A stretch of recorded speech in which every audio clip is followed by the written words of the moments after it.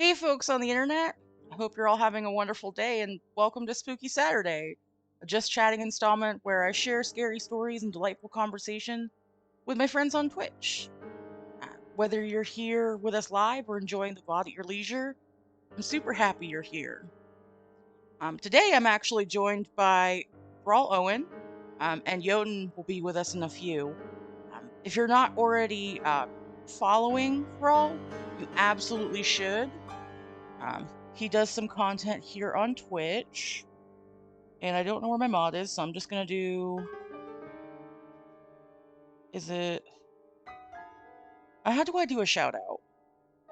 We'll do it in a second. It'll make sense. I'll figure it out. But Thrall, how are you doing today? I'm good. Just chilling.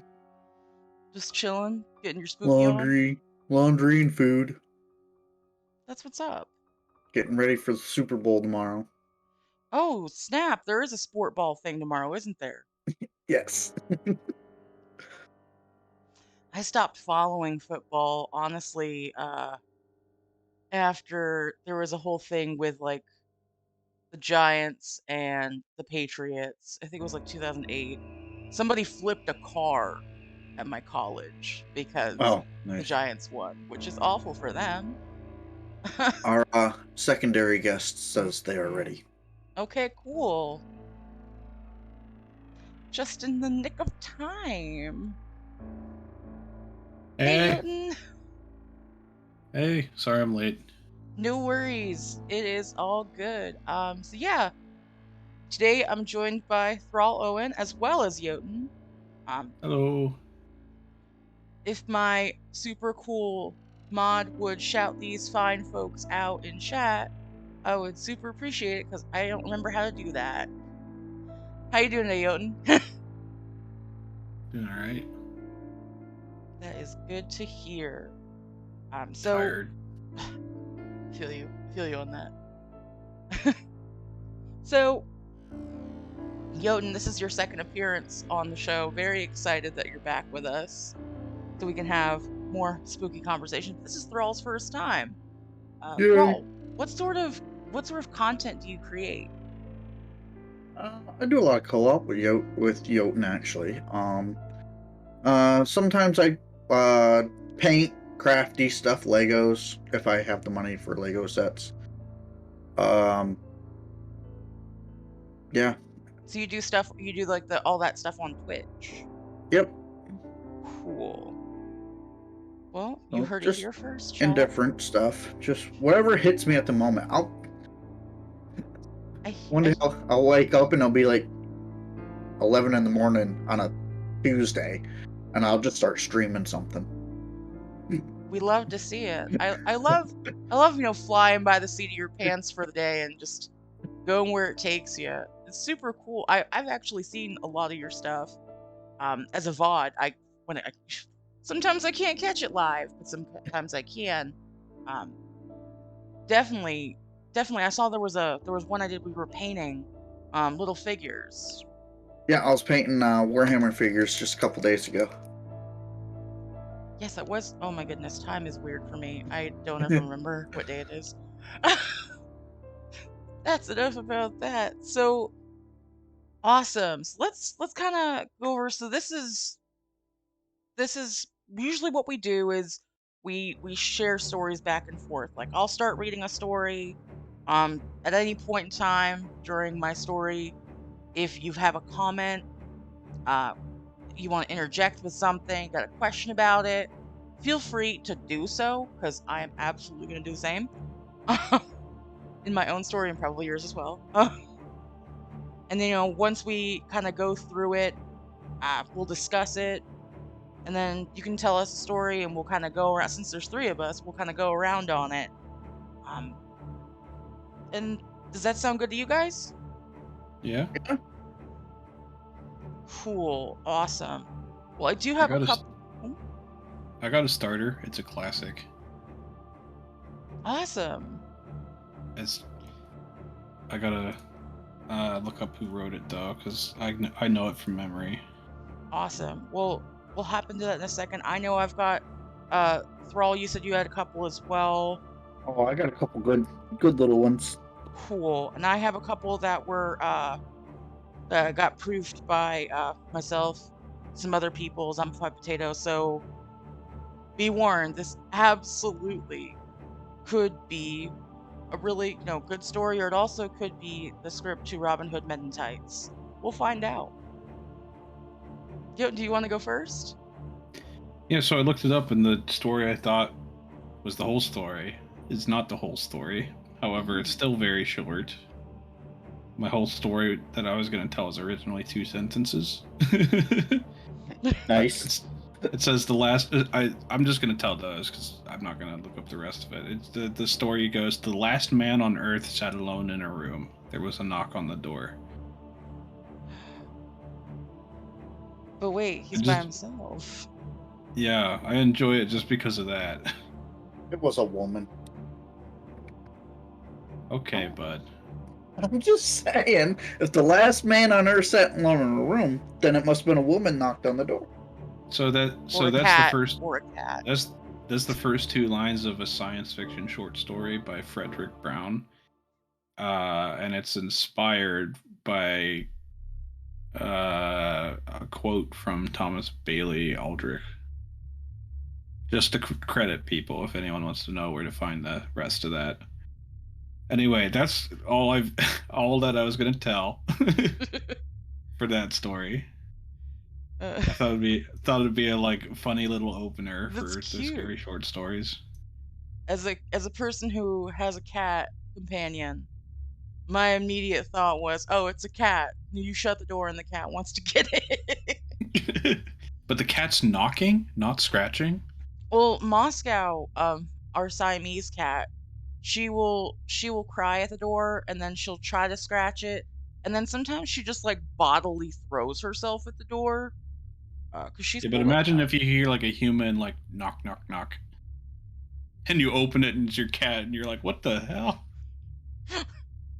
It's like that bit where someone brought the cat up to the door and rang the doorbell, and then turned the corner before they realized how weird that was. And the guy's like, "Susan, holy shit, the cat learned how to use the doorbell." Mm-hmm. you, and you like come back later if it's like a TV series, and he's sitting there going, "Come on, do it, do it again. You We're did all it waiting." earlier. Why aren't you doing it now?" And his I wife's mean, just sitting there giving him a look. my brother's dog knocks on my door. He actually does, because he'll actually like walk by my door and smack it with his tail, so it sounds like he's knocking on my door. Animals are Pretty too funny. cool. I love animals. They're cooler than me. I I like that. Jotunn, speaking of animals, Jotunn might like this little tidbit that I have found Okay. about a little creature in Pennsylvania Okay. called the Alba witch. The Alba witch. No, Albat witch. Yeah, Albat witch. Okay. So Albat witch. Okay. Yep. What it is, it's a little furry creature, about 4 feet tall, that has been sighted in Pennsylvania of stealing apples and throwing them at picnickers in the 1950s and 1970s. It says it is a 4 foot tall little furry creature, like Sasquatch like creature, that steals apples and throws at people. So it's like the opposite of Yogi Bear. He doesn't steal picnic baskets. He steals apples, and he's like, "Get out of my park!" Yep. I love it. It said that the Susquehannocks, or the Native American tribe that used to live in Pennsylvania, had apple-shaped hairy beings painted on their shields. Oh. So it's just kind of a little thing. They said the last sighting was in the 1970s. So it's very possible they're still chilling, just waiting. A vague report concerning the sighting of a hairy humanoid came from Lancaster. That's in Ohio. Lancaster, Pennsylvania. Oh, okay. We also have a Lancaster. I'm trying to think. I think there's like a lot of town names that are like in almost all the states. You'd be surprised how popular sandwich is in the States as a town name. Nice sandwich. I used to live in Vermont, and there was a place called Jamaica, Vermont. So when you ever drive through like South Burlington to like get there, you're like, yeah, I'm going to Jamaica. Oh, on vacation? No, on my way to XYZ. Like just gonna drive through Jamaica. Oh, town names are fun. I love That's that. if chat hears me ripping paper and wrinkling it, it's because I have a bunch of little notes on my desk on sticky pads. Sticky notes. Because I did prep work You did a good job. Very proud of you. Um, in 20 minutes. Chat, you may also hear my cat because she's decided that she is also a part of the stream. Which is Cats fair and are reasonable. She likes cats spooky are always part of the stories. stream. Yes. Absolutely. Well, I actually found a story on Reddit that I think you guys would like. Ah, Okay. All right. so it's called I Retreat, and this is kind of a little bit of a call. I grabbed it because it was a little bit of a callback to Jotunn's original story from episode 2. Um, I retrieved my trail cam from the woods. I should delete the photos I captured. So, predators are an uncommon sight where I like to go hunting near the Rocky Mountains.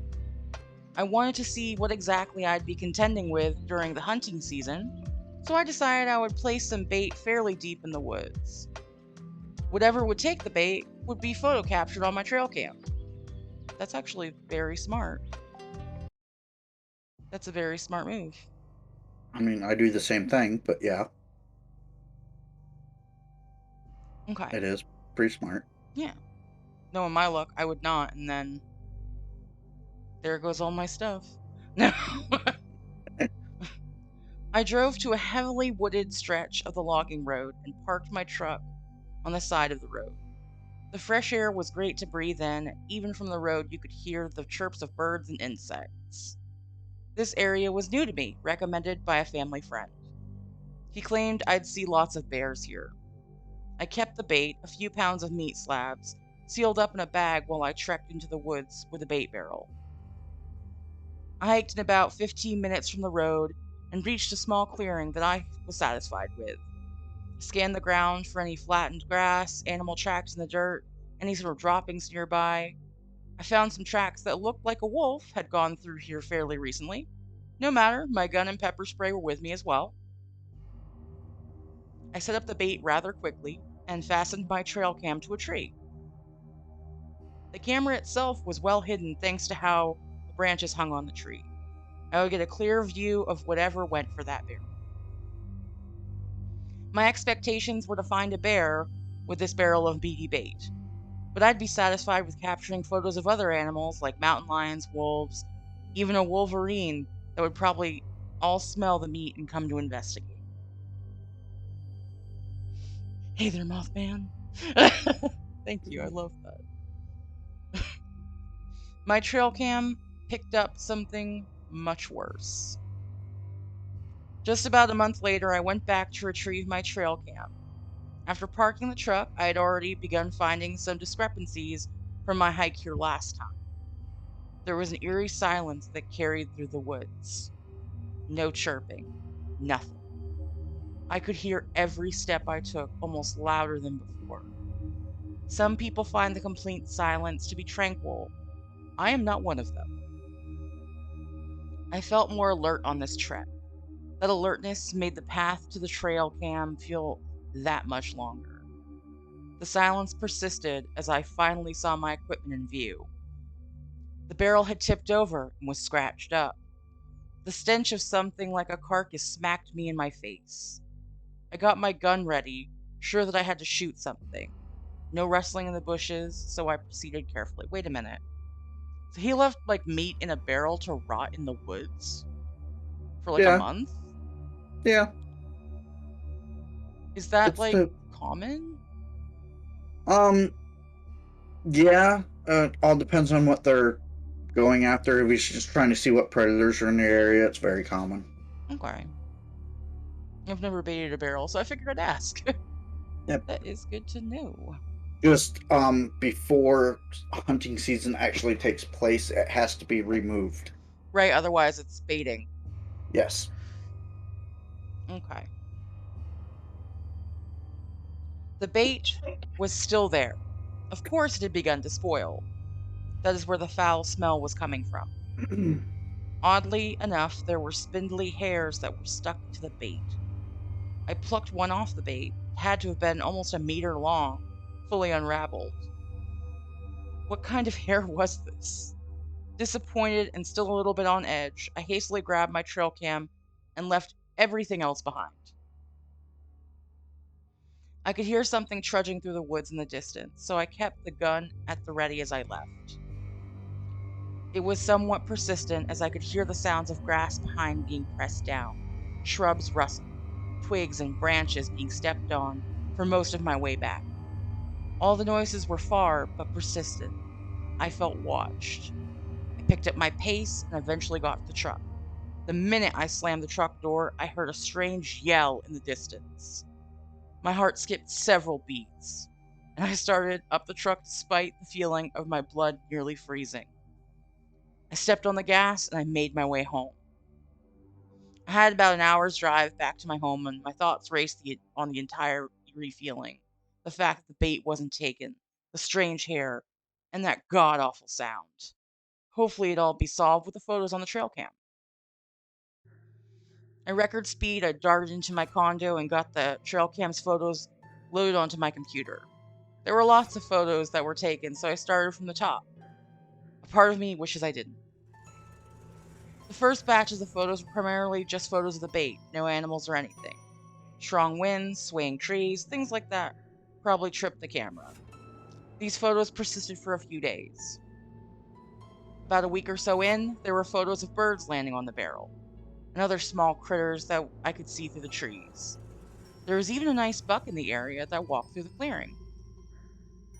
It wasn't until the third week that I finally saw what I was looking for. A bear. Big one, too. Looked like it sniffed the barrel, but then the photos picked up something that confused me. The bear took off swiftly. I could see photos of the dirt and leaves being kicked up. There were a few instances of this event. A bear would investigate the barrel, notice something out of the camera's range, then run off. I started to get an explanation from the photos about 2 days after the first one, when I saw something I'm still puzzled by. In one of the photos, wrapped around a tree, looked like a human hand that wasn't there before. I reviewed the cluster of photos taken at one of the later moments.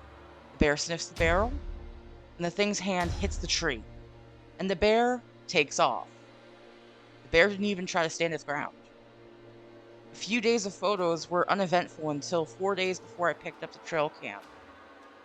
I am both confused and terrified by what I saw on the camera. From out of the clearing, I saw what I can only describe as a hairy, naked man crawling on all fours towards the barrel at 4 a.m. The hair on his head was almost the entire length of his body. The thing was emaciated and moved abnormally slowly, judging by the photos. I almost I leapt from the mean, computer. Oh, I was gonna say I would move slowly too if my hair was so long. I would probably keep stepping on it. for sure, for sure. Especially if you're like spindly and covered with like meter long hair. Like trip hazards are real. Yeah, trip and fall. Suddenly, I've wrapped myself in my own like burrito of hair. I can't move. A spooky burrito. Not a spicy one, a spooky one. Whew, that's rough. That's rough. Anyway, sorry to interrupt. No, I love it.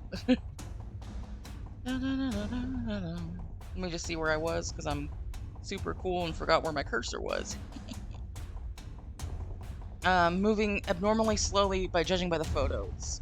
I almost leapt from my computer chair upon looking at it. There's no explanation for something like that to be in the woods at that time. It reached the barrel and began scratching it up. The swipes it took at the barrel were cat-like and swift. I noticed that when this thing stood up, it was at least 7 feet tall. It knocked it over and began frantically pulling all the bait out of the barrel. It held it in its hands and threw it on the ground. Then it cocked its head towards the camera, as I could see the shine in its eyes reflecting. This thing looked back at the meat and began rolling on top of the meat with its mangy body. Gross. If you're about to eat the meat, why are you going to roll in it? That's like a cat with catnip. I mean, my dogs both roll in and eat poop, so That tracks. That tracks. so maybe it's just animal instinct. I don't know. You're just chilling. 100%. Or, it wants to get the sun on it to attract something else if it's a predator. Oh! I didn't even think of that. Oh, that's scary. That's scary. That's scary. Yeah, Ugh. it's trying to attract another predator, so thinks it can take it, which is kind of scary. I mean, the bears were like, nah, dude, I'm not about that. Good day. And immediately took off. So, it probably, whoa. I don't like that. I don't like that. Okay, whew. It began rolling on top of the meat with its mangy body. It stood back up and unhinged its jaws to let out what I can describe as a scream. My mind paired that scream with that I heard upon leaving with the photos, and I nearly lost consciousness. That's an extreme reaction. I wanted to stop looking at the photos and turn into the authorities, but what would they say anyways? I still had 40 photos to go, and I took a few hyperventilating breaths and pushed onwards. It attacked the barrel some more, and its attention then shifted to the trail cam.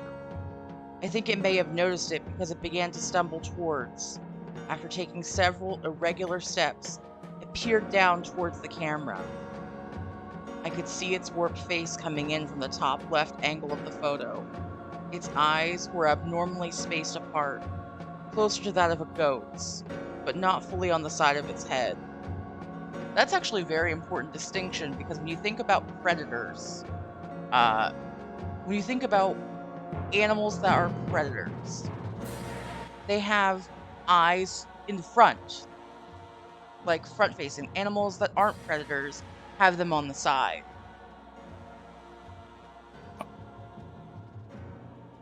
Like how you wouldn't. Yeah. Like, yeah, like. I mean, yes, but I've found that has to do with like certain domains of animals. Like that's a very like mammalian way of distinction between them. That's fair. That's a fair correction. Because some reptiles have eyes on the side, but they will absolutely mess you up. Yeah. Closer to that of a goat's, but not fully on the side of its head. Its long hair swayed in what I assume was either its abnormal movements or the wind. Having a phobia moment.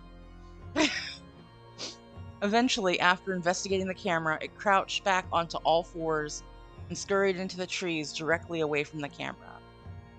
There were a few photos remaining of mundane activities, much like before this horrific encounter. Nothing touched the bait, and it was pretty clear why. If I knew that thing was out there, I would have never gone to get my trail cam back. I'm certainly never going back there, ever. I want to delete these photos, but a little part of me thinks it's worth putting a case together for the sheriff or something. It was a close call. Who knows what would have happened if I had gone 4 days earlier to grab the camera. I probably wouldn't be here or be able to write this. And that's how the story ends. So this was posted to the subreddit No Sleep 10 days ago by Throwaway the CJ. My first thought, aside from how incredibly creepy that is is that this spot was recommended to him by a family friend or like a family member who was like, yeah, great place to hunt. You should check it out. Like, did they know? Were they setting him up? Maybe it moved in that time. Oh,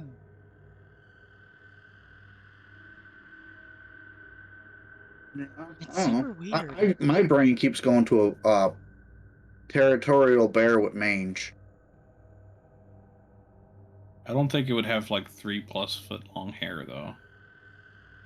Yeah, I also don't think it'd be very spindly. Like you can skinny bears are still like robust looking. Yeah. And they're very, like, you can tell a bear between, like, they don't, like, bear hands don't look like people hands. Yeah, they but don't have long fingers.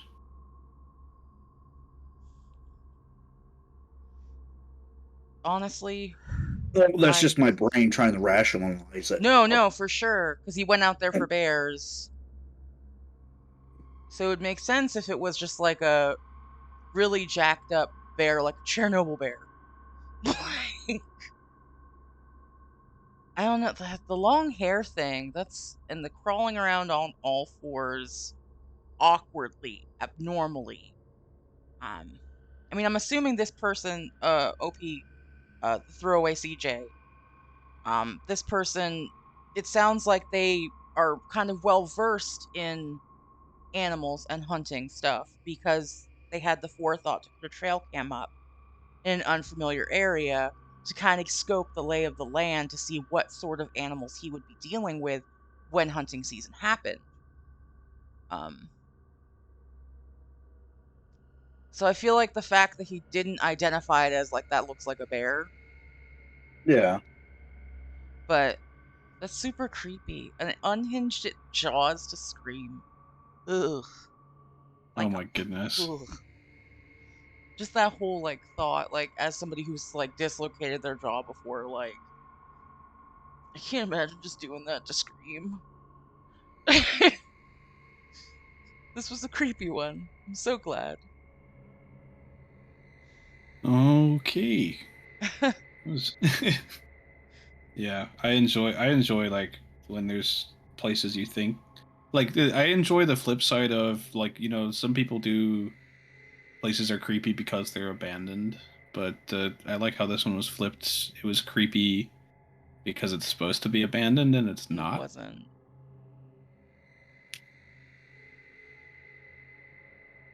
Yeah. No, that tracks. That tracks.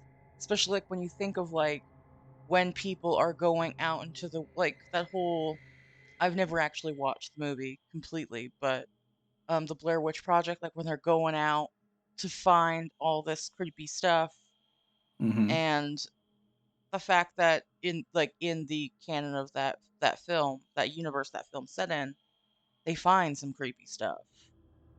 Yeah.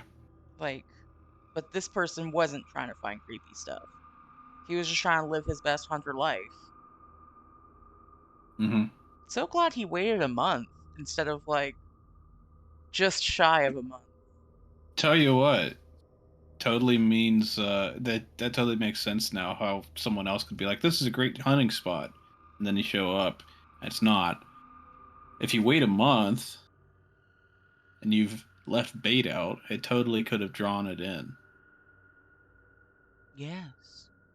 Because when it Yeah. was fresh, it wasn't there. Yeah. I mean, it probably too. Like you would have seen it if you went to leave it out there if it was there in the first place, or you would at least. I guess not necessarily, but like if you went out there like having the raw meat in the first place, would have at least gotten some sort of interaction.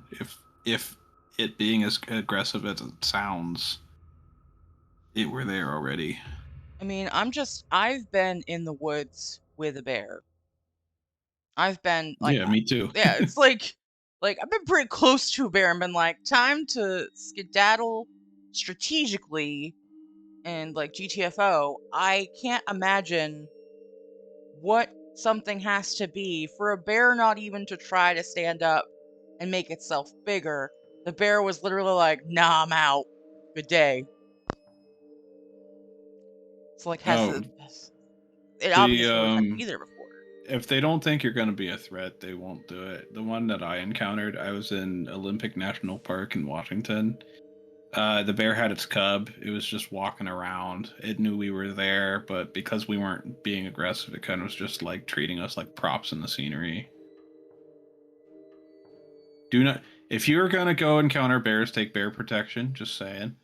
But No, for sure. And know the do difference not, do between a not, do bear. not take, do not take me saying that from a distance they're not aggressive as definitely that they're not aggressive. I'm just saying like if you take precautions, you'll be safer.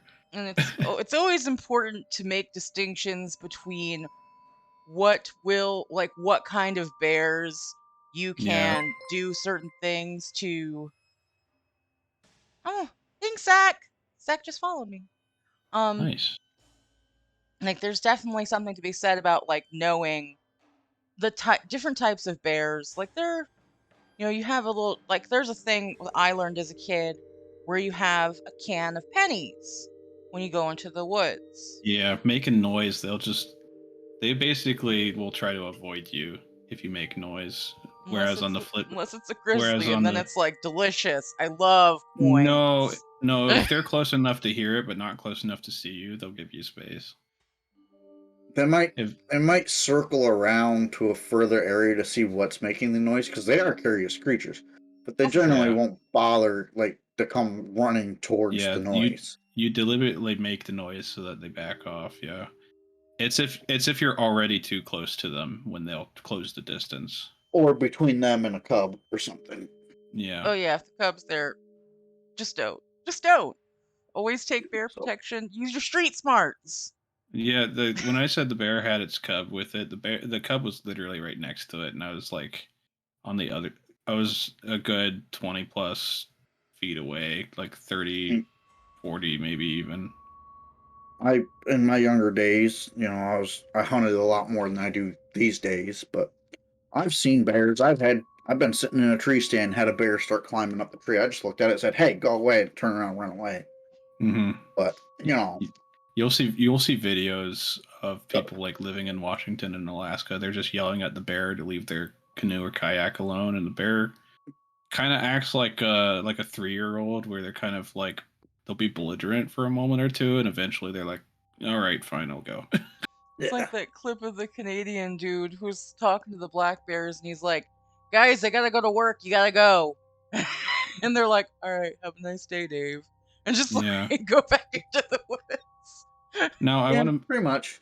one last thing though, like you got to look up like what's going on regionally too, because a black bear in Washington will leave you alone, and a black bear in southern Ohio will hunt you down. Absolutely, absolutely. And black bears in Pennsylvania, they tend to leave you alone. Well, what's going on is deforestation and stuff. They're getting habitation pressure, Yeah. so Yeah, they're more aggressive because they have less food, and it's beginning to be a worse problem. So you can't. So it is here um, too. Our game commission stuff has relocated more bears in the last 10 years than they have ever well, anywhere. remember too, the area I'm talking about is very close to Pennsylvania. It's the spot in particular, the like region of black bear that are doing this is southern Ohio, southwestern Pennsylvania, and northern West Virginia. Yeah. Whereas I'm in, oops, a different area of Pennsylvania. Yeah. So, yeah. All right. Any anyway, spooky stories. I have Spooky Woo! spooky stories. story. Sean Which one has would you like spooky to hear? things. Which one would you like to hear? I have, let's see, the Green Man, Just throw poop at the wall and see if it sticks. Come on, the give us the one. Dealer's Seven Gates of choice. Hell, or do we want a water-based spooky story? Yeah, let's hear a water Let's one. just do a water one. We've been getting a lot of forest and urban ones. Let's get a water one. All right. Mix it up. Let me Google because I only got like one sentence written down here. You got your crib sheet in front of you. Yeah. That's how I do it too. Only I've got it on my tablet. because I'm lazy. Can't be bothered to write anything down. So, mine are PA based because I was looking up Pennsylvania lores and stuff. We love to see it. We love to see it. So, up in Pennsylvania, we have Lake Erie. You know, it borders PA, borders Ohio. Currently, in Lake Erie, in one part of Lake Erie by a little island, there lives a sea hag. Okay, let's hear it. It is said that the sea hag will lure boats and stuff in with her voice towards this one little island and cause them to wreck. And then she will drag them down to the bottom of the lakes and eat them. So, like a siren. Yep. Good for her. Good for her. It says she's green, like green mossy seaweed covered. But here's a little article I found. It's not very big. It's just a little article. She's called the Storm Hag. So, it starts off as Lake Erie. Beautiful beaches, historical sites, venomous storm hags. Wait, venomous storm hags?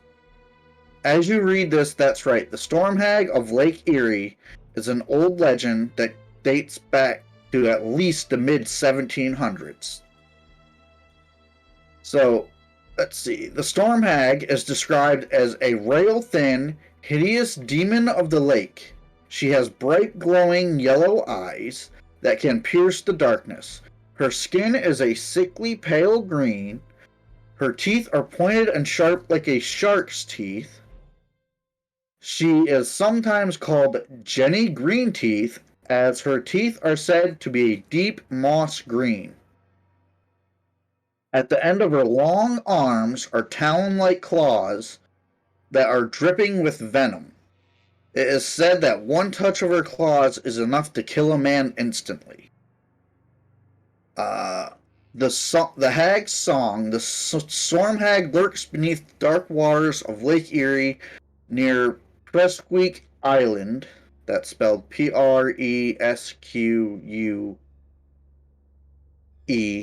Isle, Isle, waiting for unsuspecting ships to cross her path. When a ship draws near, she sings a song to lure the sailors to her. Come into the water, love, dance beneath the waves. This is her song. Come into the water, love, dance beneath the waves, where dwell the bones of sailor lads, inside my sovereign caves. When her song is over, the sailors are transfixed. She summons a violent storm to toss the ship like a toy in a bath. As the sailors are thrown from the ship, she pulls them into her spindly arms and carries them below the crashing waves, never to be seen again. And that is the story of the Lake Erie Storm Hag.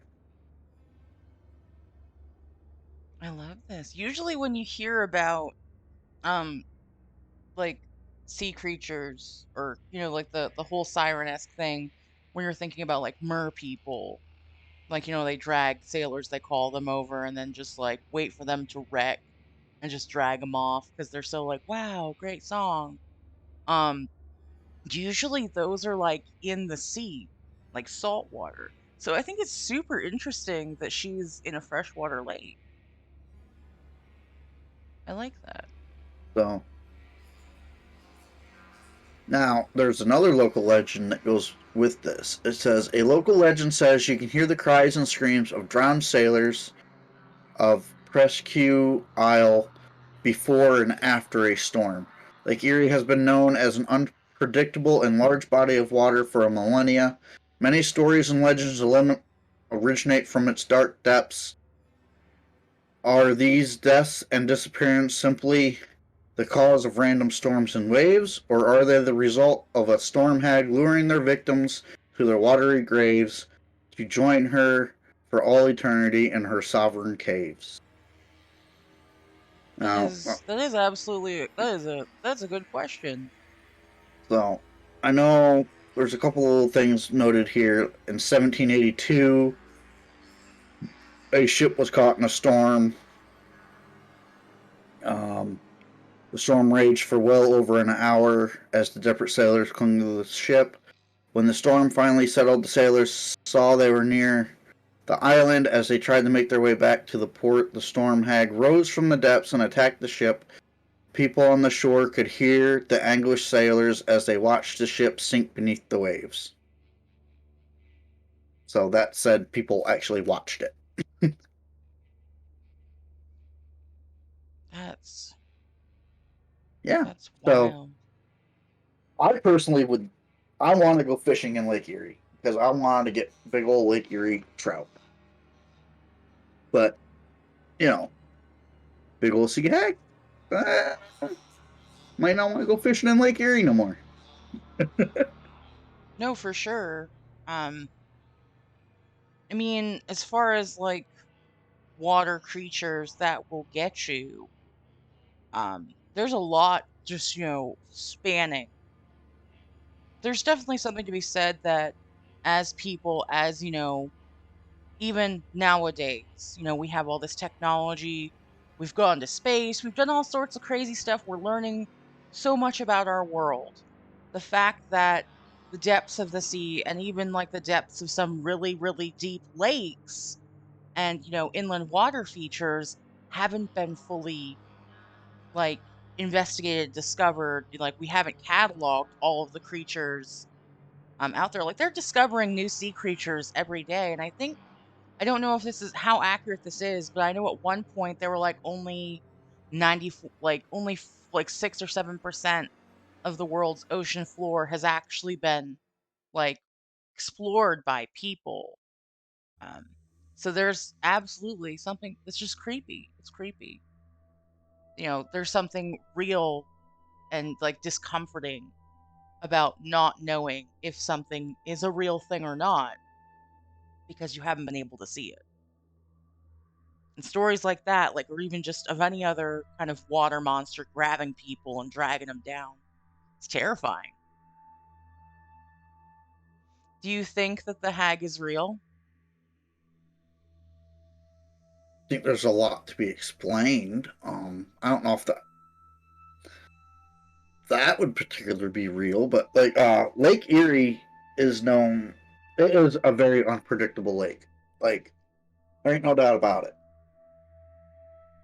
Especially during winter time, because we like a storm can pop up on Lake Erie like just out of nowhere, and it's kind of weird. I don't know if you know much about Lake Erie, Jotun, but like it's very windy. A lot of people, a lot of boats do Yeah. go disappearing. Oil tankers go disappearing and stuff like that. Yeah. It's got one of the it's got a higher like disappearance rate than the rest of the Great Lakes, if I remember correctly. Yeah. And, there's several like shipwrecks at the bottom that we know where they are, and there's been ghost ships and stuff. The Clavico, um, that was a oil tanker that disappeared. I think it was in the 40s. Uh, I remember my grandfather talking to me about it. Um, they were towing it, and the tugboat and the Clavico. The Clavico sank, and then as it was sinking, a snowstorm come up, and then the Clavico was spotted by a plane 15 miles from where it was originally supposed to be being towed from, and then the plane just watched it sink. So they actually know where that one is.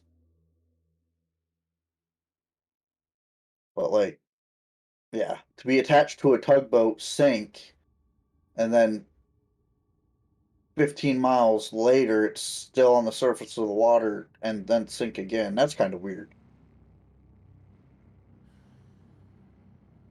That is weird. I'm just thinking of like different water creatures because there's a lot of different like out there, a lot of different folklore about water creatures that just either use song as a way to lure people, or if you aren't a target, it can teach you a song, which is kind of wild, kind of nice. But even like I think it's there's one from like around the Faroese Islands where it's like this really pretty horse. Um and it's so pretty you want to go pet it.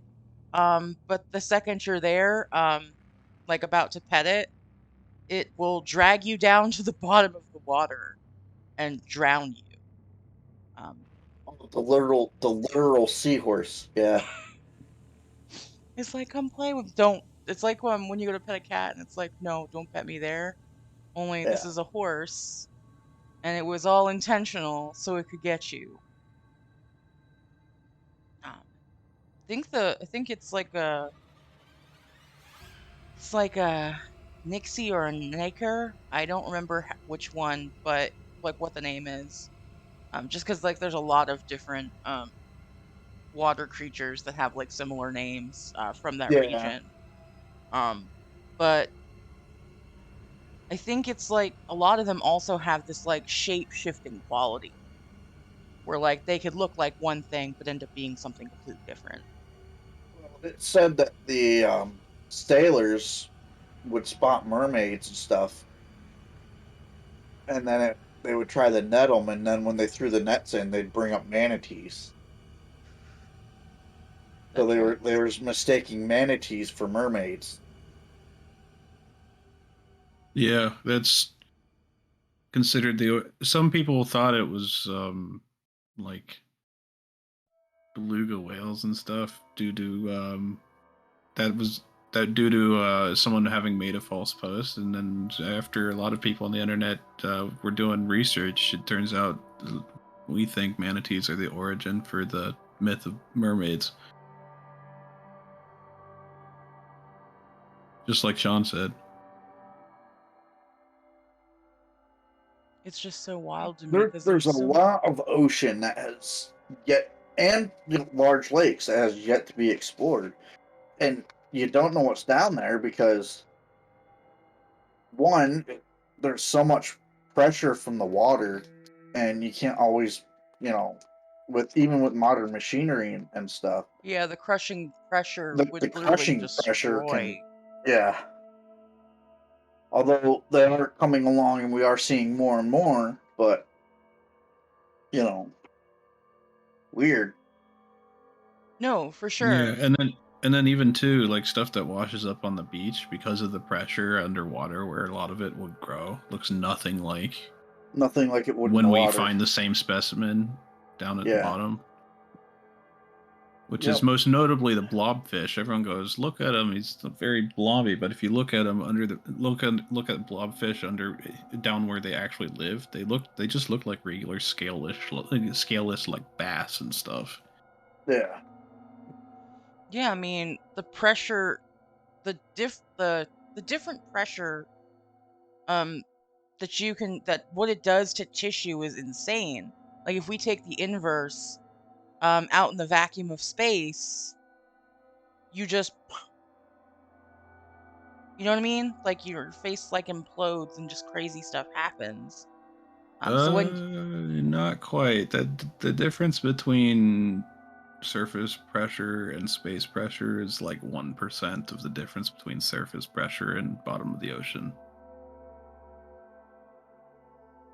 I'm not a scientist, so I can't specifically say on those numbers, but I'm going like It conceptually, like the things well, that different pressures from like what your body is used to.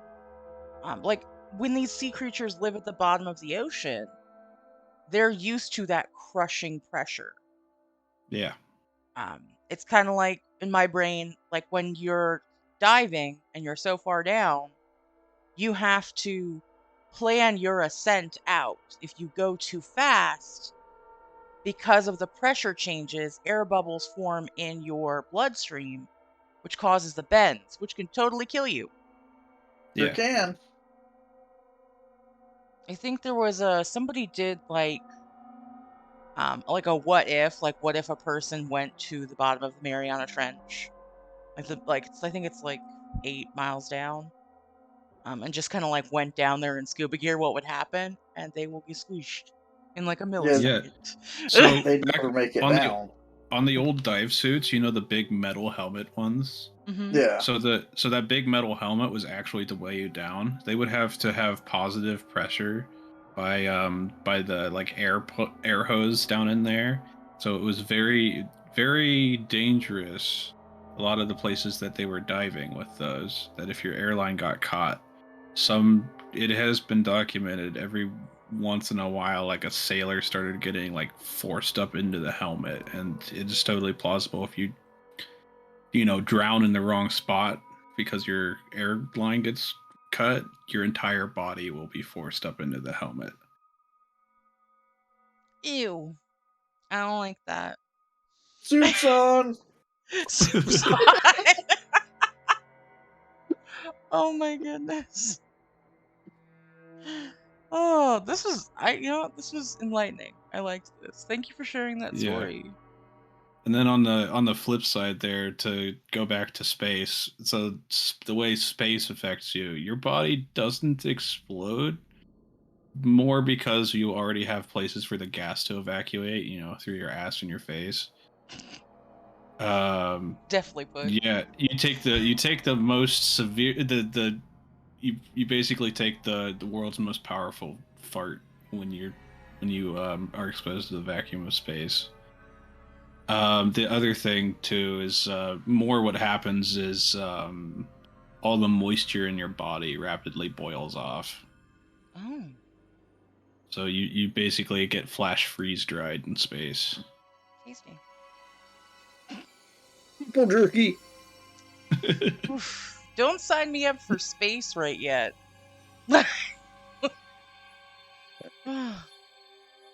Oh, Well, do you That's guys a, have more stories? I I have wrote one. one while you guys were talking about the sea hag.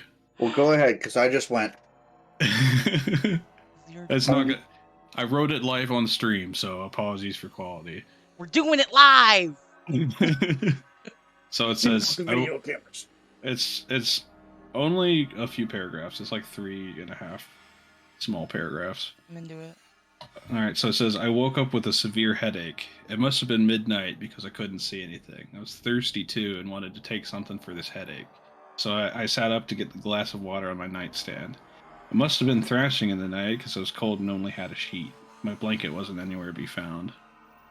Waving my hand in the dark, I just couldn't seem to find the nightstand. Despite the struggle, I was kind of happy I couldn't see anything because my headache was near my temples and the light in my eyes would probably have felt like a spike. That said, sitting up must have made it worse because now my whole head ached too. I leaned to readjust and see if I was just sitting in the wrong spot. As I came out of the weird half sleep I'd been lingering in, I started to hear noises in the hall. But the hall was on the wrong side of my bed, and I was sure didn't have hardwood or anything that could be making such hard shoe sounds. Feeling the sheets again, I could tell this wasn't my bed. As I was piecing it all together, I put a hand to my head, to my eyes, to the bandages there, and then in came the nurse. So he woke up in the hospital?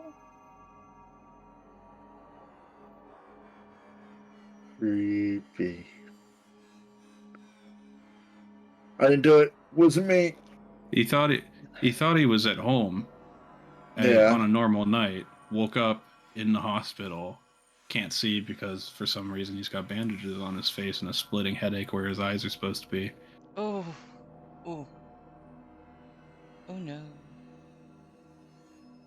No. As a person who wears eyeglasses and is very like, I don't even wear contacts. I have astigmatism, so like it's like so severe that like for a while contacts weren't a thing that could be for my eyes.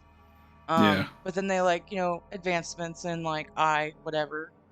Like they have the option like, yeah, you can get them for your eyes now, like they'll work. But I'm just so terrified because you like hear those stories about people who sleep with their like contacts in and like bad Ugh. stuff. It's Okay, gross.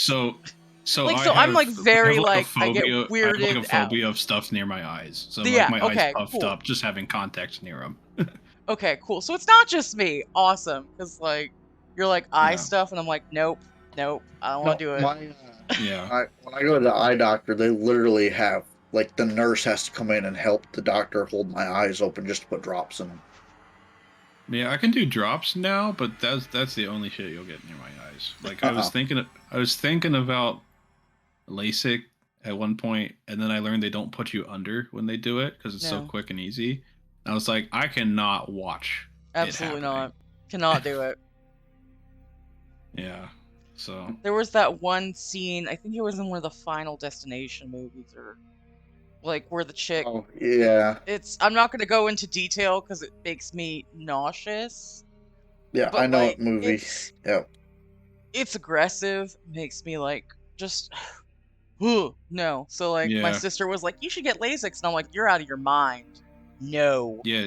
So like the first Avengers movie, right? Most people weren't scared of, but or most people really thoroughly enjoyed. But like that scene with Loki in Berlin really was like haunted my dreams.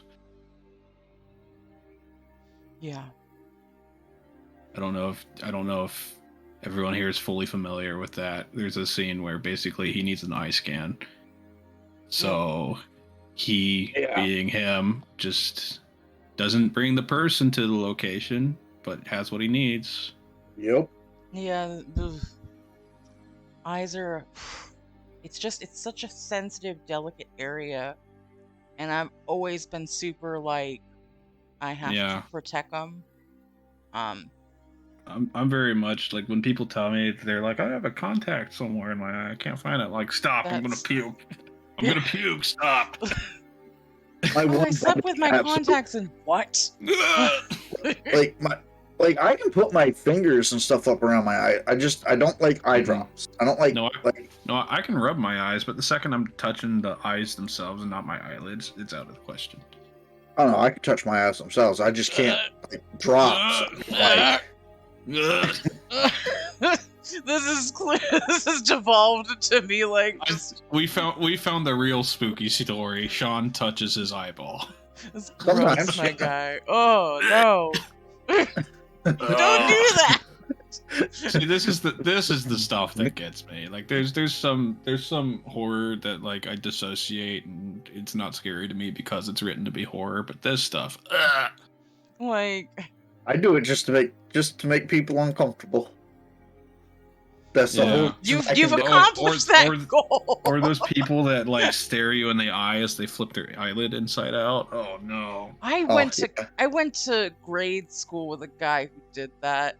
He was like, check it out. And I'm like, There's one in every grade. there's always one. There's one in every grade. It was me. We found him. We got him. Yeah. Oh my goodness. I have a story that was firstly, I loved that. Now that I have the context, I loved it and I hated it because of eyes. And that was for something you just did. That's fantastic. You did a good job. I love Thanks. that. I think I could have done the reveal better, but like it being eyes, I was like, I can't do much more thinking You're, on this. you're like, this Oh, is, we're on a thin line of where I'm okay with well, this. also too, I had to like sub back in because I don't know if you guys noticed me being like dead quiet for like the past 10, 20 minutes. I figured I you were was just like accepting the information, being like, yes, sea so creatures, sea hags. I'm here for speaking it. of eyes, Why are you doing this? leads me into this story of Oh, the why? Green Man. Okay, yeah. okay, All okay. right. Ooh, all right. Let's do this. The Green Man or the Glowing Man. Uh It's let's aliens. see. Huh? It's aliens. No, I'm just kidding. No, actually it's He's not. green and he glows. It's aliens. So the story goes one night a guy was walking down the road and he looked into the woods and out walked this guy that had a glow to him. And he was kind of stumbling, couldn't really tell what he was doing. And then as the guy drew nearer and looked at him, he had no face, no eyes, no nothing, with a very green glow. So the guy took off running down the road. Those are uranium pills or some tough shit. Now, that is the urban legend. The urban legend is based on this real guy called Raymond Robinson. So in 1919, Raymond Robinson and a bunch of kids seen a bird's nest in a tree next to a telephone pole. So I guess the buddies dared him to climb the telephone pole to look to see if there's any birds or eggs in the nest. So Raymond climbed the telephone pole. But when he was on the telephone pole, he slipped and got tangled in the electrical wires, Oh no. which basically melted his facial features off. Ooh. uh, and turned his skin a variant color of green. The doctors didn't expect him to live, but he did. And he only would come out at night so he wouldn't scare the neighborhood kids with how he looked. So he would come out at night and do all his shopping and go to the stores like the town and so yeah, and he would live in abandoned houses because people wouldn't rent their houses and stuff to him because of the way he looked. So the story of Raymond Robinson was actually turned into the legend of the growing man. Poor See, guy. when you that's awful, and I hate that happened. If that I've actually happened.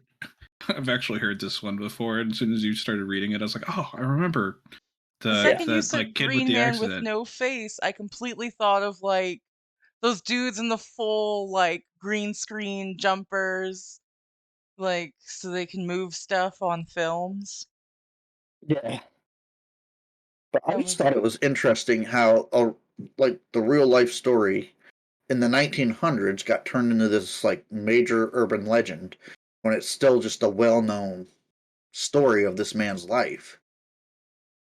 And that's how urban legends come to be. You know what I mean? yeah, like everything kind of has a grain of truth, like where something starts out and then just it's like a phone, it's like a thing of telephone or like that whole oral tradition where there Well, is like my always the possibility that something's going to get changed. my like head canon on how myths and stuff start in general, like ancient myth and all that too, is like someone's kid is misbehaving, so they tell them some BS to get them to sit the hell down, That and then they reminds never me. tell the kid that they never tell the kid it was false because if otherwise they don't have any authority over the kid anymore because they lied to him. So the kid just grows up believing it's true, so they tell their kids about it, and then it just becomes That Oh my reminds god, me I'm a of that. terrible aunt. I told one of my nephews that if he's because he was playing, you know how like there's like grates, like where the air comes up through, like the air and heating comes up through the floor in certain houses. Like Yeah, some have the stuff on like the walls and ceilings, but some of the houses have them on the floors. One of my nephews was messing around in there, and I feel so bad because I was like, oh, don't do that. I had a brother Paul who did that, and he's gone now because the thing in the grates ate him. And I mean, he stopped touching the grate and putting stuff down there and like trying to crawl in there, but like, have I scarred my nephew for life? well, I have a similar thing. not as much as my parents scarred my neighbors, telling them that they were going to name me Stanislaus Tranford. Actually, But I love that so much. Stan. a couple of years ago, one of my nieces, she was only like, I don't know, 8 or 9. She wanted to go to haunted houses for Halloween. Mm-hmm. And me and my brother are sitting there, and she's like, I want to go to this haunted house, this, that, and the other thing. And I'm like, why would you want to go to the haunted house? What's wrong with the one that you live in? And from that day on, she literally has to have a light on in the room. Oh no. Like, oh, you didn't see that? I mean, it's You a didn't see very the thing famous in your joke, but it's just closet? funny. That's awful, and I love it. I'm a bad aunt because I think that's hilarious. Oh. I thought it was hilarious. Well, it doesn't help. It didn't help that the house where we live in, my mom used to live in. Like I lived here with my mom, and then yeah, a bunch of stuff happened. Anyway, so it doesn't help. His mom's still around, by the way. Yeah, she's still around. She moved. Anyway, it doesn't help that my mom would tell them stories of, oh yeah, I'd be napping in bed and I just feel like the bed move and there'd be a dip in the blanket, but when I looked, there was nothing there. So those stories didn't help. And that's why you And stay asleep after you get tucked in. and that happens to be the room that my niece was living in. Oh no. So it's just funny. I love it. Oh, I've got another story that I found on the internet. You Go want to Okay, hear let's it? hear it. Yes. So this one's called I work at a wildlife reserve in Kenya. The animals are different after dark. Okay. I loved certain things. Now the same things that have brought me joy and peace, I can't even stand to look at them, to think of them. Forgive me if the flow of the writing has staggered, but a lot has happened over the past 24 hours, and I'm still in the process of collecting my thoughts, much more than my words. I'm a warden for one of Kenya's larger game reserves, whose name will be withheld for obvious legal and professional reasons. As a Briton, I've been in the country for the past year, shuffling between administrative duty to field work with some of the more experienced guys. I enjoyed the fresh air, strong breeze, and open plains, and above all, the animals. Mention wildlife life reserve to the average person, and it conjures. Oh, I'm so sorry, my stuff froze real quick. Sorry about that. Sorry. Hang on. That's me. My bad. Oopsie doodle. Mention wildlife reserve to the average person, and it conjures up images of a snarling big cat or charging rhinos, but not to me. In the time I've been here, the most danger I've faced was skinning my all too pale knees on the bark of a tree when I tried to install a trail camp.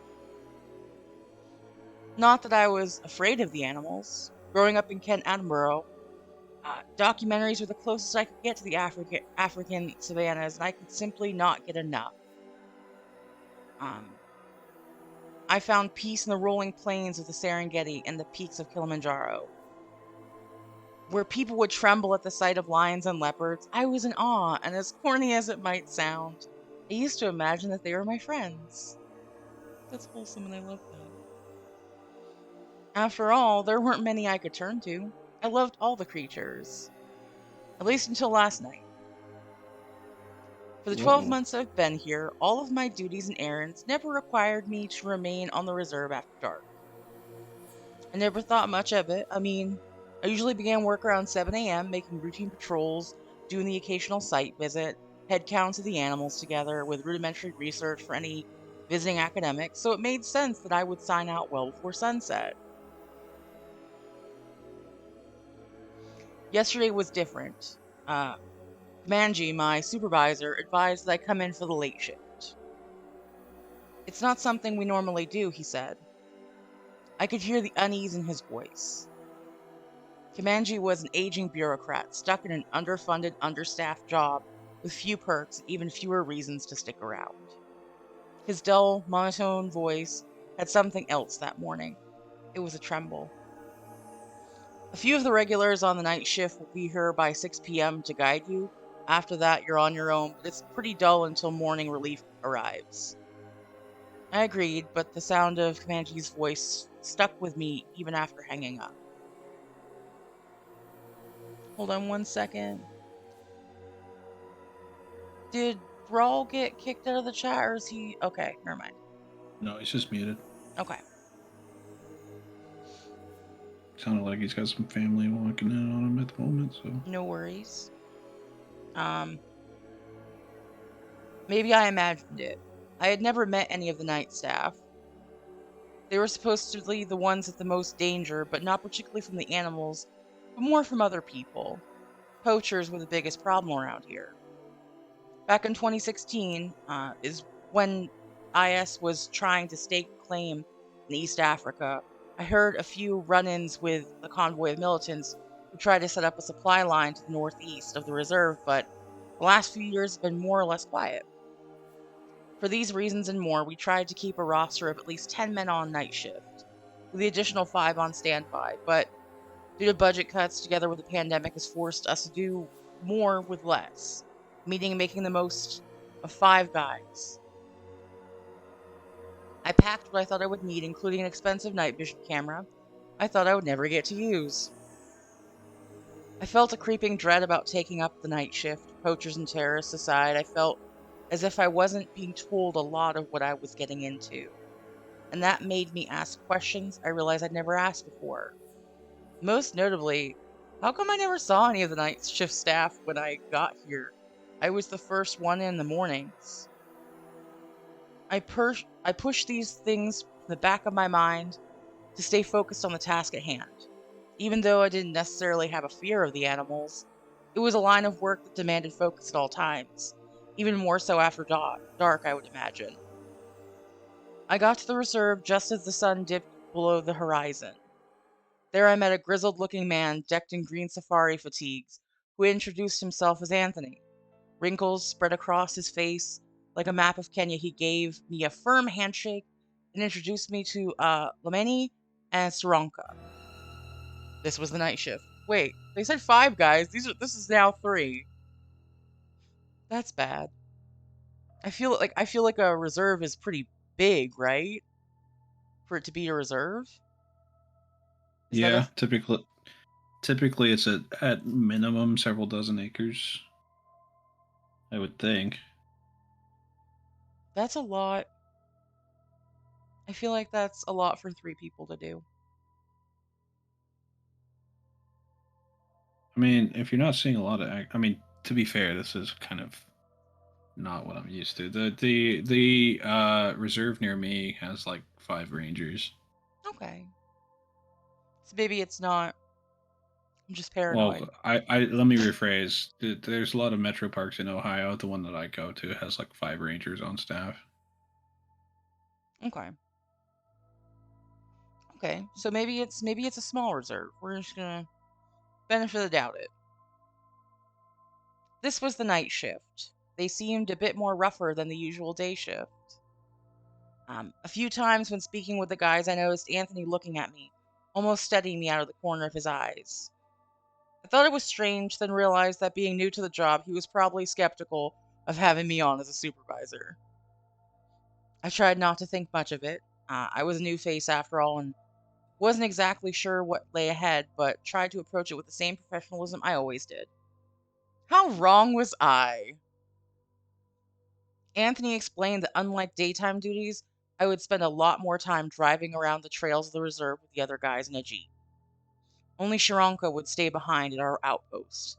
The purpose of this, he said, was to ensure the animals were, as he said, in good order. This confused me a bit, because usually the animals managed well without our help. This was, after all, their home, and there were enough herds and packs around to ensure they looked after each other. Anthony must have seen the confused look before explaining, just look at them. Nothing more. Don't get close. Even with the advice, I saw a look of concern wash over his face. It was the look of someone realizing they got the wrong man for this job. Imposter syndrome is real. It's real in every profession. That's like my mind. Um, by 9 p.m., we drove to the southernmost portion of the reserve. Anthony turned off the lights and killed the engine of the Jeep. There we sat in darkness and silence for almost 3 minutes before I tried to crack a joke to break the tension. Quiet, he instructed. No sooner had he said it than I heard it. About 100, maybe 140 meters away was the sound of something. A shrill cry that seemed to rattle the hood of our Jeep. Oh my god. That's terrifying. I almost leapt out of the seat before I felt a strong palm grip my wrist. Relax, Anthony said in the same voice as he would say good evening. Shortly after, I heard a cry of zebras, only they didn't sound right. It's difficult to explain, but it almost sounded like something pretending to be a zebra. Anthony muttered something to Lamani, who was in the back seat. I heard him radio back to Sharonka at the outpost. We're headed over to the source of the sound, he said as he turned the keys in the Jeep as the engine roared to life. I still wasn't sure what I was supposed to be doing out here, as Lamani handed us headlamps as we drove towards the strange sounds. We stopped and killed the lights and engine of the Jeep before venturing through a narrow dirt track lined with dry shrubs. Have you ever used a gun before? Anthony asked. What? Yeah, like, hold on. Red flag. Red flag. That is a lot of, hold on. Firearm safety is important. And I feel like that should have been a question they asked if there was any idea that they were going to hand this man a gun. They should have asked that while they were at the outpost. Be like, cool, you haven't had a firearm. You're on driving duty. Like, Didn't you say this person was supposed to take over as supervisor for this night? yeah. So they asked the person in charge if they have the qualifications to have the job. Well, Nice. here's my thought. He's making a lot of points like he feels like they're looking at him like he's underqualified. These are some like grizzled like night shift people. Yeah. As a person Well, who used to work night shift, I can completely relate because I used to be very haggard and like very meh when I worked Also- night shifts. also, if you're doing park ranger work, damn straight you're gonna have a firearm somewhere. Yeah. I feel like that's a qualification that they definitely should have like had, even if it's Like, something as simple as I'm trank not. gun. Yeah, I'm not gonna say you'll have one on your person, but like, especially if you're working somewhere with large beasts, you'll have some sort of not Oh. even not even necessarily against people, but especially if you're working somewhere that there's concern for poaching or whatever. Yeah. At the bare minimum, I feel like having a certification is something that they would look for just in case something Mhm. popped off and you had to pick up a trank rifle. Just for Mhm. liability purposes. Yeah. And typically when you're working on a reserve that's specifically for animals, you're at least partially vet competent, I would hope which so. which has to do with tranks and stuff. I would Yeah. definitely hope so. I just that's such a weird like randomly in the night, in the dark, we're in this narrow space, crazy noises have happened, and the dude turns to me and goes, "You ever used a gun?" Like, my You ever used a guy, gun what? before near a bunch of animals that can stampede and murder you in seconds? This is not the time to ask that question, Anthony. Oh my goodness. Anyway, Yeah, no. enough of the immersion breaking. let's continue the story. I struggled to answer it. My work never required it. I was a field researcher after all. Forget it, just stay close to us, he coldly instructed. After 5 minutes of walking, we came to a Okay, clearing. hold on. I can see a field researcher not having or used a gun. That said, people who field research polar bears keep around a handgun. Yeah. And it's a wildlife reserve where they've said specifically that there are big cats here. Mm-hmm. So I think that's on the supervisor who was like, "Yeah, you're gonna work night shift." Like, come on, dude. Somebody messed up somewhere. Mm-hmm. Yeah. About 5 minutes of walking, we came to a clearing, and that's when I saw them. A herd of zebras, only not quite. Between the darkness and poor vision of the night, my brain hurt, trying to make sense of what I saw before me. Zebras, or what looked like zebras, they looked corrupted. I saw a zebra with a pair of human eyes, ugh, and a mouth that seemed too big for any animal. His Imagine if lips, he just went, "Hey, how are ugh, you doing?" his lips peeled back into an unnatural grin. Oh, it's doing a Mr. Ed. Hey, how are you doing? I see you found our secret little hole. Welcome to the club. Drinks are over there. You here for the cult stuff? No. His eyes, I felt, his gaze settle on me, and a cold, hot burning on me. There were others. Another zebra mouth opened up, not on his head where it should be, but beneath his neck, his head hanging limply behind like some abominable Pez dispenser. Headless zebra. What? Headless zebra strutted along calmly as another walked upright on two legs like a human. Somebody dosed him, right? Looks down. Hey, wait, this trank in my leg is supposed to be for animals. Whoops. Maybe I should have gotten certified. Oh, I felt a chill. Maybe the dude should have laid off the. He was like, well, I had a nighttime hobby, can't quit now. Like, you don't understand. Oh, boy. It's real. Yeah. I felt a chill seeing this. My dinner churned in my stomach seeing this and hearing their laughs and noises. Suddenly, Anthony's voice shook me. Don't take your eyes off of us, he scolded. But before I could obey, I heard a noise behind me. I whipped around to see what it was, only to find nothing. In the time it took me to do that, Anthony and Lamani were gone. It's impossible. They were at an arm's length away from me, and I only turned for a second, maybe even less, yet they were nowhere to be seen. I saw They're the now Zeb. part of the zebra cult. Yeah, they put on their zebra outfit. No! Getting ready. No. I saw the things strutting towards me, and ran. The flow of my headlight barely lighting the way across dirts and rocks as I ran across the savannah. The fuck did I get myself into? I tried to retrace my steps before back to the Jeep, but it was no use. Between the running and the darkness, I was perfect lost. My legs were burning, my chest hurt. What were those things? I felt like I was being punished. I felt for my radio only to realize that it had fallen out of my pocket. I avoided I'm the sorry. tree. I'm sorry. Just I had to send a GIF, making me. You're making me think of. Have you ever watched Adventure Time? Yes. Have you seen the? Do you remember the one where like there's just a horse on the hill? And Jake just goes, "Forget it, man. This horse is whack." And Finn's going, "This horse got poo brain," and is just staring at him as he's poking it. Oh. Oh man. Oh. Oh. His radio fell out of his pocket.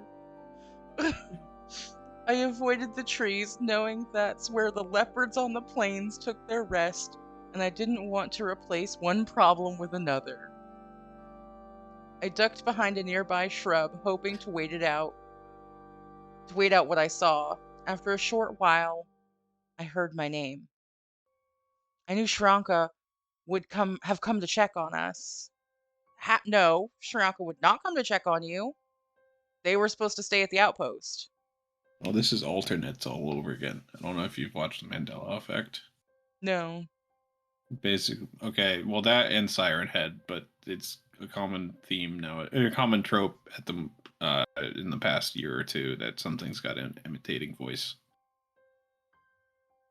There's a lot of spooky, creepy things that pretend to be other things to draw you out.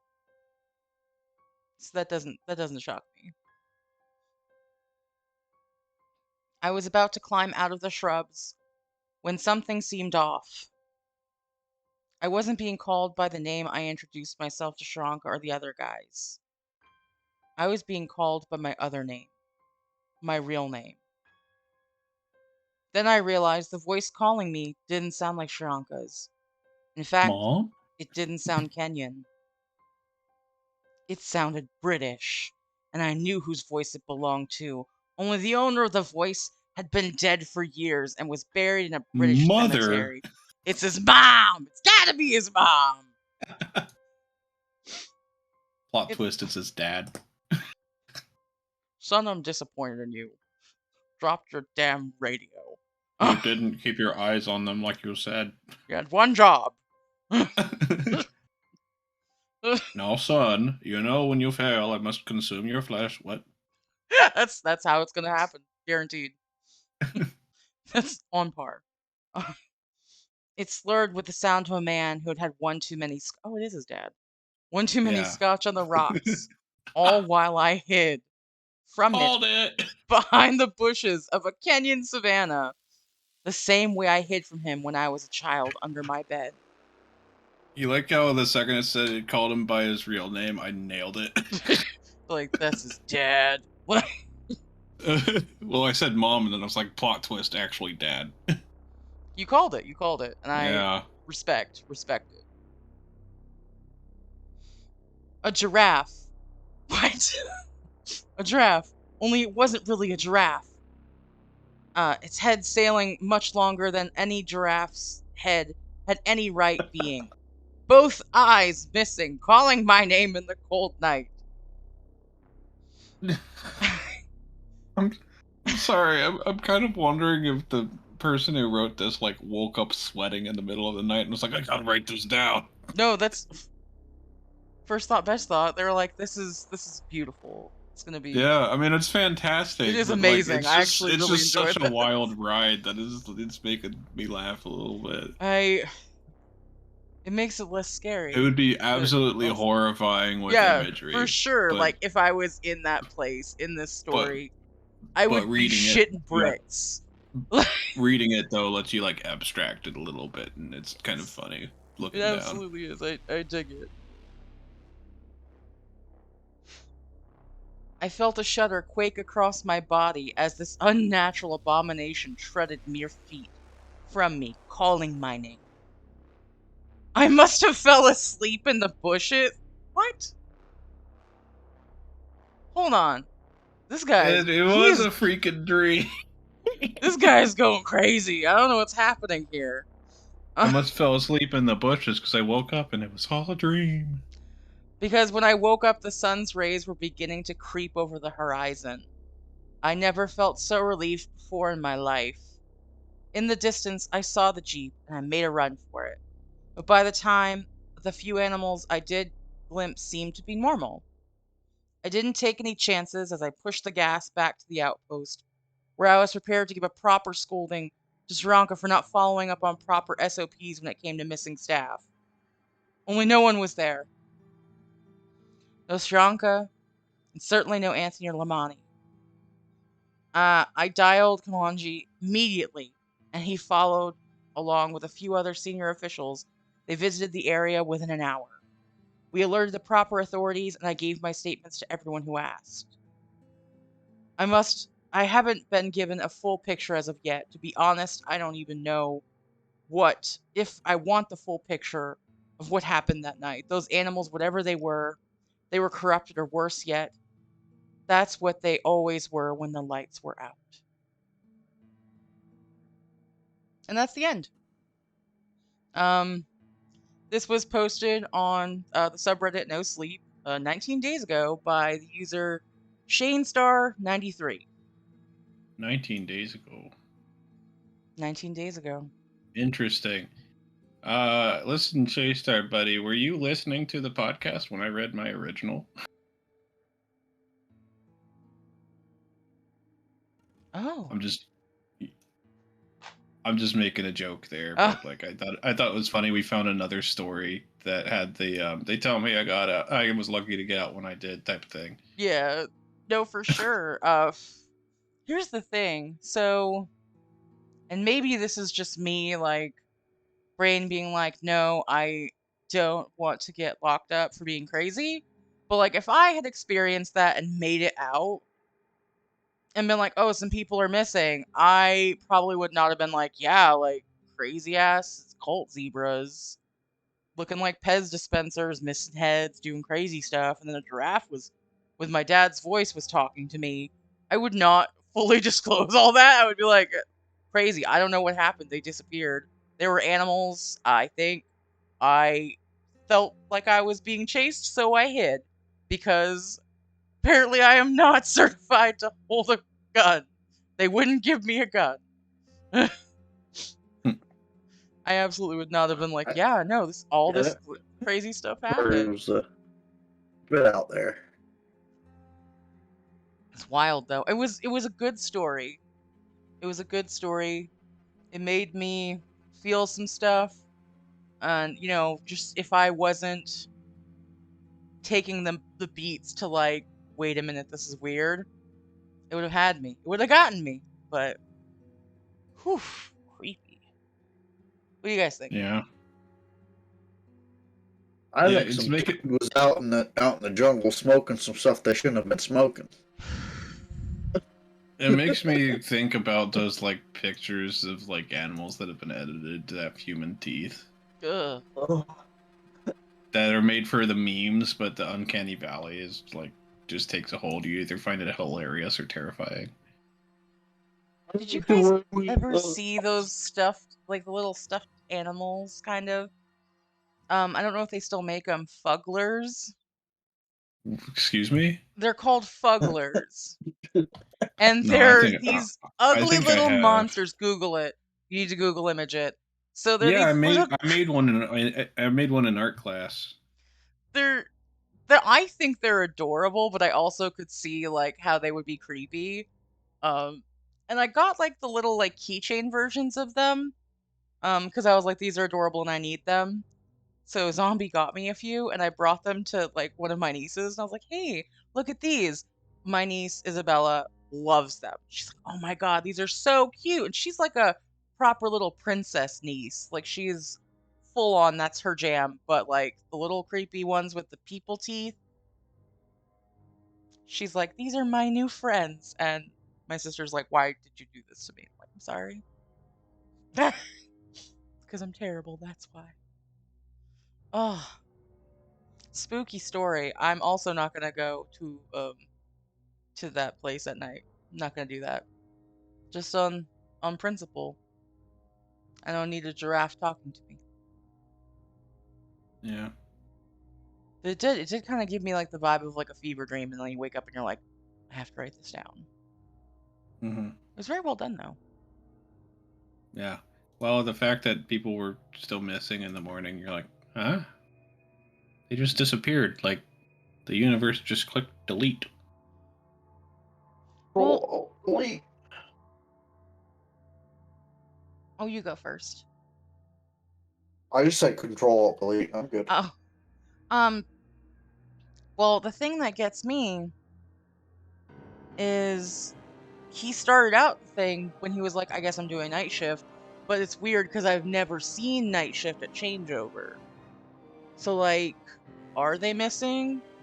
Or do they just is this like a common thing where they're just like, cool, we're gonna dip out a few hours?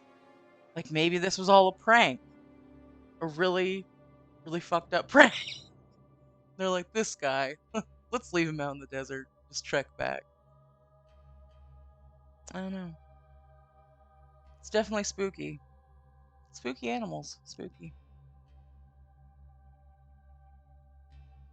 So with you guys, I know you guys have been talking about some Pennsylvania, Ohio-ish lore. Hold on a Uh, second. Someone's at my door. no worries. Continue without me. I'll be right back. It's the cat. So Thrall, you know where I'm going with this, right? The Virginian Mothman. Mothman. I Yes. have notes on the Mothman. See, this is why we're here. For not South the others are here, but like I have been dying to get you guys both here to talk about Mothman. I have a bunch of notes on the Mothman. Well, while Jotunn's not here, I'll take care of that. I got another Pennsylvania one. Yay! It's a short one. Real Oh, short. yeah, yeah, yeah, yeah. Real short. Let's do it. Let's do it. Let's do it. Um, apparently, in Pennsylvania's heyday, when we had monks in PA, there was one particular monk who My would hear mic working? Okay, there we go. Sorry. who would hear confessions, and then he would blackmail the people that told him confessions to give him money. Well, this one lady decided that she wasn't going to pay blackmail fee, so the monk got mad and beat her to death. Oh God. So, he was tried and found guilty and sentenced to hang. So they hung him, and when they were taking him down from the gallows, it is said that he transformed into a goblin-like creature and ran off into the woods. And then some mysterious things started going on at the monastery, and then the monastery fell into disarray, and that was that. And that was called the PA Goblin, or the Goblin Monk. See, that turned a completely different way than I originally thought. Because when you were like, she wasn't gonna pay the money, I'm like, oh, she's gonna poison him. It just did a 180 on me. Wasn't expecting that. So he turned into a goblin and took off into the night and was still messing around with the monastery, but he took off with all their secrets. Yep. Because he was a greedy little monk. Greedy. He was greedy, goblins hoard money, so he got turned into a goblin. But yeah. And That this was one we will save for another time. I like this one though. This one's really good. That one's gonna require a little bit more discussion. okay. Because So Bunny Mothman. wants to talk about the giant I Mothman do want to in talk about Virginia. Mothman. I don't have too much longer. I have dinner to go to around 6 and I need to shower. Yeah. No worries. We can start the Mothman discussion. We can always pick it up another time as well. I mean, you guys don't have to stop when I go too. Well, I got about 20 minutes max because I gotta cook food for Super Bowl. Okay. Okay. Well, tell you what. We can address the Mothman at a later date. Okay. We can, we probably even do a whole thing on it if you guys want. Because I know Jotunn is a regular, and Thrall, I know that we have a thing and you're already signed up for another episode down the line. Yeah. So let's transition then. We've told some spooky stories. We are all very uncomfortable with eye stuff, except for Thrall, who's cool with touching his eyes. What? Did you know if you close your eyelid and then squeeze it, you can feel the lens pop? I'm not gonna do that. I don't want to do that. I don't want to do that. I You deliberately didn't hear what you said and did not repeat it. I won't. I'm just messing with you. Like, Control Alt Delete that whole thing. No. We've heard some scary stories, had some good chats about it. I want to kind of shift the focus. We'll start with Thrall. Thrall. So you're a Twitch creator. You do Twitch streams. Do you have Do. any sort of stuff that you're working on? Things you want people to check out? I'm pushing to try to get affiliate. So just that. I'm working on actually just to do a lot more artsy streams like IRL painting, crafty stuff. Just something where I can be like painting and just chatting and chilling kind of vibe instead of the hardcore video gaming, because when I play games I tend to get very what do you call it? Base focused or whatever. I'm into the game. Yeah. So I miss a lot of my chat. So, but I'm looking to Honest, do a little more just chill chatting stuff, like this type of stuff. I enjoy it. I And definitely I um, definitely enjoy having you Like, this has been fantastic. I know that when we play like the deception games, you always trick me. I always am like, no, Thrall is a good, he's the goodest boy.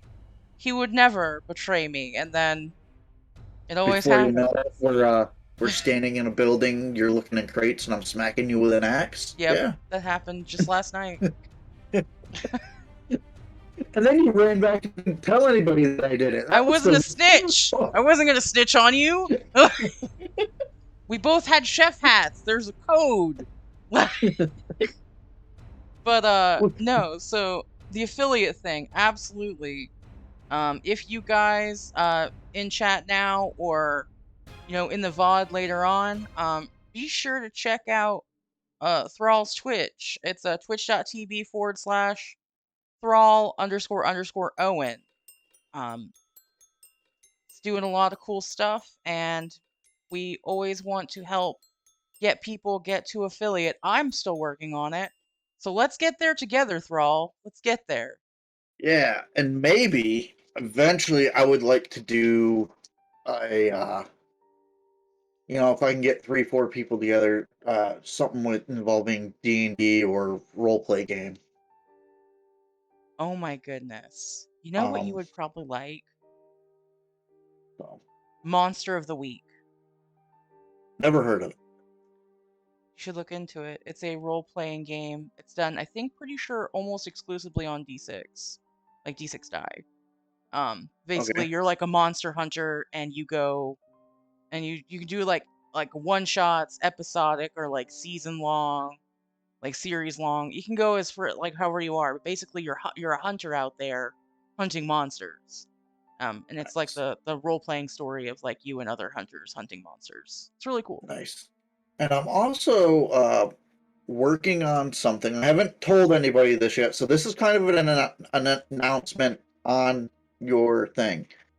I am working on something that is actually based in Discord only, not on Twitch. It won't be on any streams. So if you're not comfortable participating on streams in front of a bunch of people, I want to do a text-based survival scenario. Like you Ooh. can make completely fictional characters and stuff, but I want to make like you're in a plane crash. You gotta salvage stuff from the plane crash and survive on this island until rescued, or something like that. I didn't know we were going to play Lost the Simulator. Well, I'm not just sorry. not I'm that, but sorry. yeah, basically, yeah, Lost. Or if you want it to be more fantasy based, we can do, like a crashed airship, and or something. So if you wanted non-traditional people characters per se, but there'll be no magic. There'll be none of that stuff. It'll be just your knowledge and ability to survive translated into a text-based scenario. I And I want to love work on that that. for my Discord channel. Are you cool if I plug your Discord channel link in the stream chat? That is perfectly fine. So if you guys are already not, if you're not following Thrall, absolutely do it. And here is the linky to his Discord. I use the invite button to get the code, so I think those are 24 or like 7 days or something. Something like that. I Something like can, that. yeah. You can also probably, I'm just gonna go ahead and say this. You can definitely reach out to myself, or maybe reach out to Thrall on a stream, say hello, and ask for his Discord, and I'm sure he can My accommodate that. my Discord is linked on my Twitch channel, so just exclamation mark Discord in the chat on my Twitch, and it's also in my bio. So yeah. Look at that. You heard it here first. Great things to come for our friend Thrall Owen. Be sure to follow, check out his content, and join the Horde. Why not? I'm ready for it. I'm excited. I'm already there, but I'm excited. Um, Yod, I know you were just here a couple of weeks ago. But do you have Yeah. anything new going on that you want us to know Yeah. about? I'm revving out of R&R mode. I'm back to 3 to 4 streams a week. Nice. Wednesday through Saturday. Should be 7 p.m. every night. Wednesday, Thursday, Friday, except for Thursday because I stream with you, Bunny, and That's you're right. you're so late that I have to move it. As because of who I am as a person, I'm late. Oh, Every time, well, consistently. it was it's funny you mentioned that because it was hilarious. We delayed it a half an hour from 7:30 in the first place because you were going to be late, and then you didn't show up until 8 on the first one. I'm telling you, Bunny I is didn't one of want. the people. If I'm you a little plan on worried now that streaming, next week we start at 8. It'll start at 8:30. no, no, no, no. No, What you gotta do is remind Bunny later in the week I'm that you joking. start Don't at worry. that you 7. start at 7. That way, Bunny will be there at 7:30 when it's actual start time. Yeah. Zombie does that. He tricks me into being on time. So I fully endorse that idea. Absolutely do that. Later on, like Wednesday, tell me like, yeah, remember it's 7 o'clock, and that's how you win. That's how you win. Awesome. So more streams from Jotun coming Yeah. up.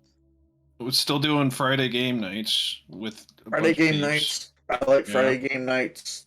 I especially like Dread Hunger. I especially like Project Winter. They're always fun. And I am actually downloading Sea of Thieves at the moment. I'm gonna try that out. Well, I have thrown up the link to Jotun's Twitch channel. Please be sure to check out his content. He's Thank gonna you. be doing stuff. Very exciting. Yeah. And I'm trying to like get into actually doing like this is the short stories I wrote for here, like the first time I've actually like managed to get myself to write anything since high school, and I didn't even write much in high school, so I'm hoping to get more of that on here too.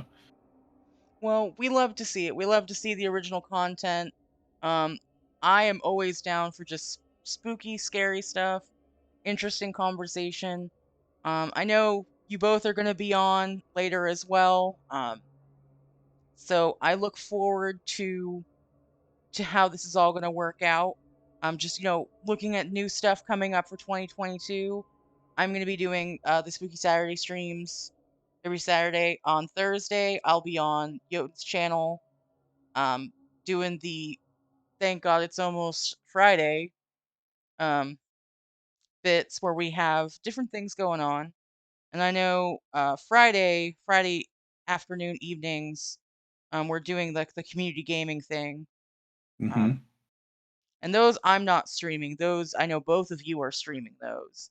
So you can Well, definitely. do occasionally. me always, because I'm organizing them. But Sean's only streaming when he's feeling good enough for it. Yeah. That's fair and reasonable. So I stream when I can when I'm feeling all right and stuff because I do have some issues. I get tired easily. No Anyway, worries, no worries.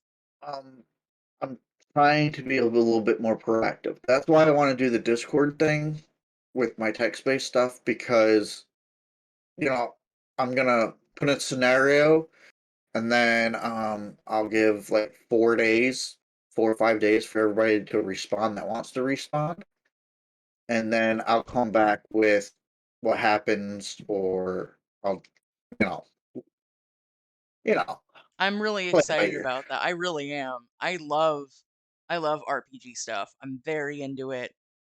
I look forward to that coming out. Um, Again, guys, thank you so much for taking the time out of your Saturdays to come and hang out with me and have cool chats. I look forward to our next bits. Normally I raid people. Tonight I'm just ending our spooky Saturday stream. Cuz in about half an hour ish, I'm going to be doing another stream with the Bosom Baddies. We're going to be playing Ultimate Chicken Horse. Very excited.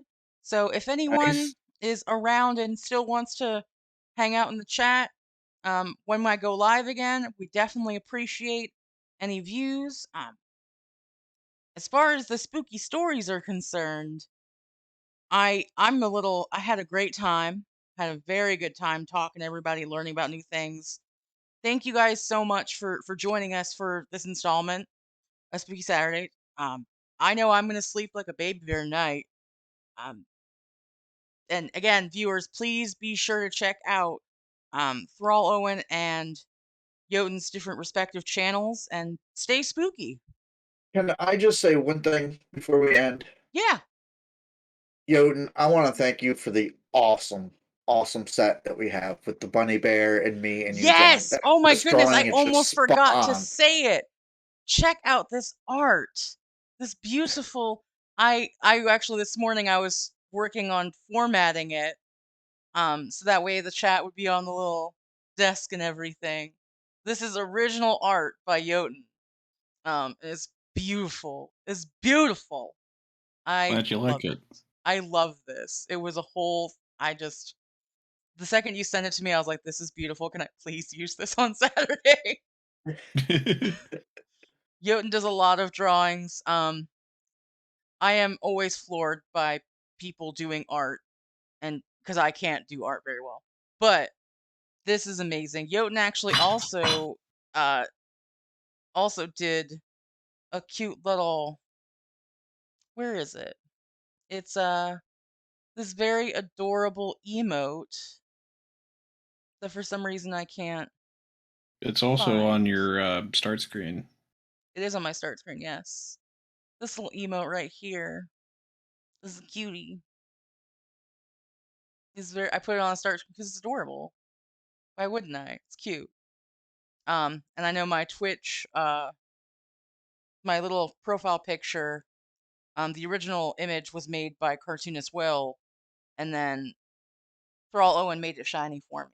So I'm very excited. I love pretty art, and thank you so much for making this for us. It's beautiful, and I'm very happy. But um, again, I just want to say thank you guys for hanging out.